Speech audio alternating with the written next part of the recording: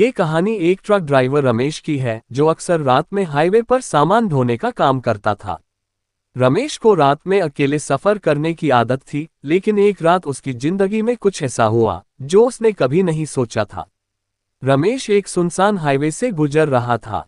रात का समय था, आसमान में चांद भी नहीं था और चारों तरफ घना अंधेरा छाया हुआ था।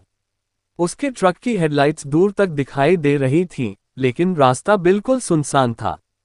रमेश रेडियो सुन रहा था ताकि अकेलेपन का एहसास न हो। तभी अचानक उसे सड़क के किनारे एक औरत खड़ी दिखाई दी। वह सफेद साड़ी में थी और इशारे से ट्रक को रोकने के लिए कह रही थी। रमेश ने पहले तो इसे नजरअंदाज किया क्योंकि उसे भूत प्रेत की कहानियों पर यकीन नहीं था, लेकिन कुछ ही दूर जाने के बाद उसे लगा कि कुछ अजीब हो रहा है।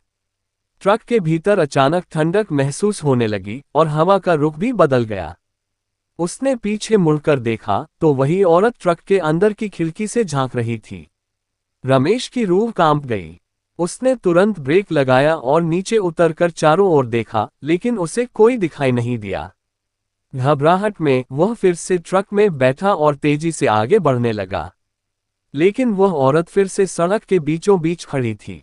रमेश ने जैसे ही उसे पास करने की कोशिश की, ट्रक का इंजन अचानक बंद हो गया। औरत धीरे धीरे रमेश के ट्रक के पास आने लगी। उसकी आंखें लाल थीं और उसका चेहरा अजीब तरह से मुड़ा हुआ था। रमेश ने डर के मारे आंखें बंद कर ली और मन ही मन भगवान को याद करने लगा। कुछ पलों बाद जब उसने आंखें खोली तो औरत गायब हो चुकी थी और ट्रक का इंजन फिर से चालू हो गया। रमेश ने बिना देरी किए ट्रक को पूरी स्पीड में भगाया और उस जगह से दूर निकल गया। इस घटना के बाद रमेश ने उस रास्ते से फिर कभी रात में सफर नहीं किया।